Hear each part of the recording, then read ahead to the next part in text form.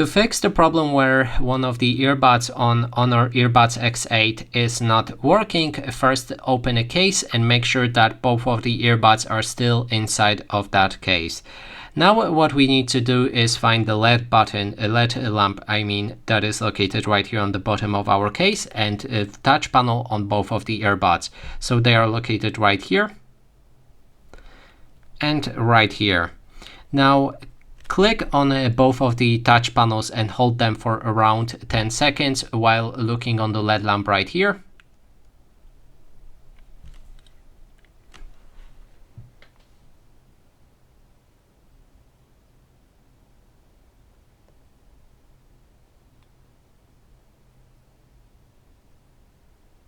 When there's a red light, that means our devices have reset to factory settings, and we can close the case, reopen it, and pair it with our smartphone again.